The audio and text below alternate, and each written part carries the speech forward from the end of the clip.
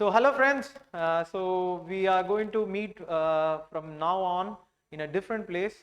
You would have seen me in a very small screen with my laptop, in my house with a screen or something like that in my room. But now we'll have a professional setup. Now we'll have a classroom. Now we'll have a board.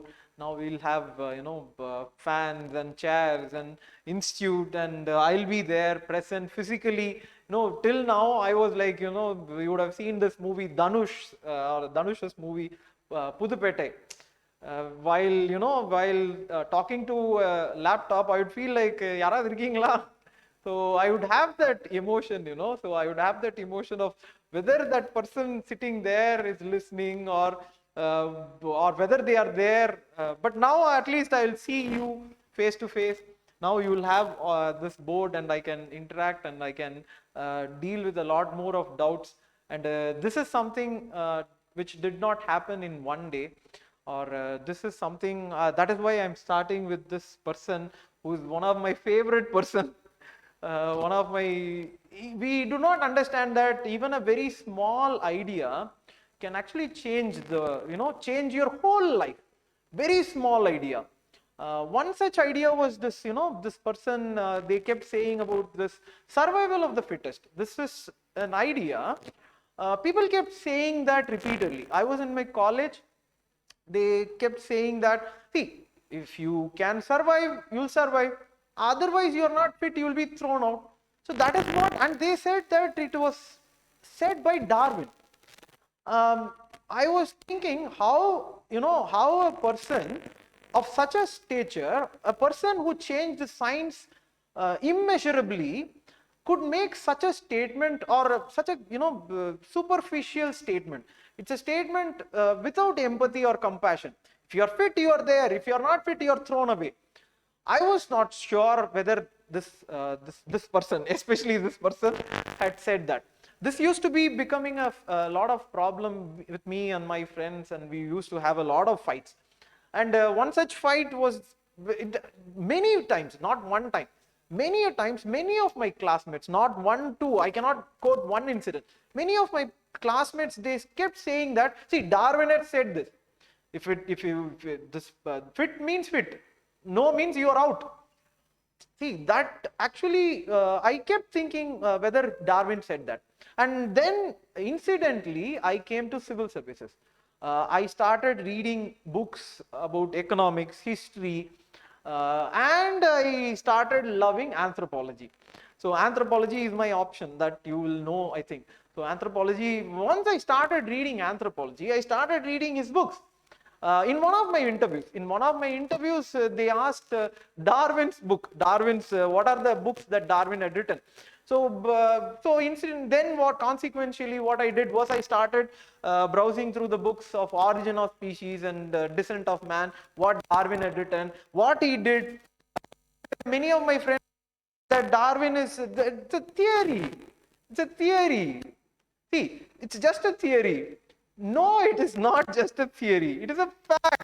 I don't understand that. But coming back to this fact that I read Darwin's book and things like that, and I did not find this word called as survival of the fittest. This is the point. And mind you, this is the edition, the PDF was an earlier edition. Okay. So then I started digging this fact that whether this Darwin, this person, had really said survival of the fittest, whether that phrase was there. Then people said, no. It was said by Herbert Spencer. It was used by Darwin. It's a true fact. Darwin used the survival of the fittest in the last edition, 10th edition. He was about to die. Actually, the man was about to die. He said that, okay, this word is okay. You put this word. See, if Darwin was alive and he was, looking at all these facts, and he would not know all these facts now, how people are using this, I don't think Darwin would have used that phrase. I never would think that Darwin would have used that. Why? You ask me why. See, that the point was that, as I said, I came to civil services and I started reading, and you will know that many attempts went by, and then the point is that consequentially I could not clear. That I think I have spoken in many other videos. I could not clear, and according to Darwin, so that is the point. According to Darwin, see, you failed. See, this guy failed. You're out. See, you're gone. You should not be here. You're dead.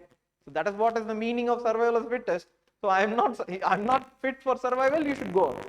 But the point is that I understood that the moment the results came, the moment everything went low, that is when I started having more hands.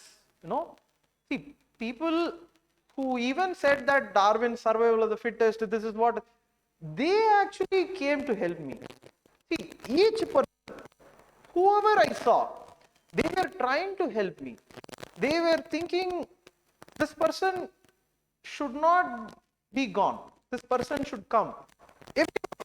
Everyone, including you guys, that is the point. See, I just opened a laptop and I started talking. I do not know what I spoke, but every student, everyone I spoke, they gave so much of love. And it is because of this. This is the point. All this came because of those helping hands. The point is that people who said survival of the fittest in my college, they came. They said we have to start an institute. They said, no, you should not lie down. See, it's not over. See, how is it over? And nothing is over till you think that it is over. They helped me build this, see, it was nothing. So from that, it started building I thought that even walking was hard. That is what I thought. See, according to a person, survival of the fittest, if walking is hard, you're not fit. But many lifted me up. No one was saying that, no, you go. Everyone was like, how can I help you?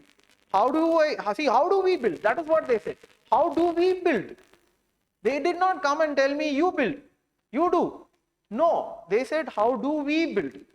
And that is the most important factor that I understood, that yes, Darwin would have meant this only. Darwin would not have meant, no, survival of the fittest, you go out, no, you are not fit for anything. No, he would not have meant that. He would have meant, definitely, he would have, see, what he actually spoke about was a biological trait. Traits in biology. He was not talking about any sociological trait at all. He was speaking about a biological trait fit for a particular environment. That is the point. If the environment changes, that trait does not work. So you should know that traits are not constant also. That is a different thing that the different thing to think about. But ultimately what I understood is that Darwin spoke about helping others. And that is what I saw. And that is what this institute will also be about. It's not going to be, it's not going to be, you will know that there are many.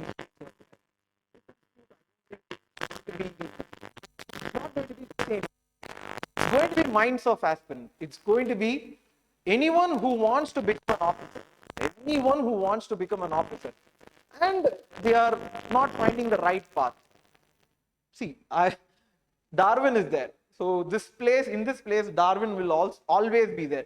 From wherever Darwin may be removed, he may be removed from many other places, but Darwin will remain in this place. And then, interestingly, I saw one quote. This is the quote that I saw in Darwin's Descent of Man. As man advances in civilization, small tribes are united into larger communities. The simplest of reason would tell you each individual ought to extend his or her social instincts and sympathies to all members of the same nation, though personally unknown to him. The point being once reached, there is only an artificial barrier to prevent his sympathies extending to all men and women of all nations and races. This person is talking about human universal love and affection and sympathy. How does a person like this will quote something like, this hustle culture of you being not fit for anything? Everyone is fit for something. Everyone may be not fit for particular thing. Like for example, maybe I could not clear this exam, but I am sure I can help you clear this exam. This is Minds of Aspirant. Please do subscribe to Minds of Aspirant. Thank you for all this once again. I think I'll try to do my best, and I'll be sincere, truthful, and helpful as Darwin had taught me. Thank you.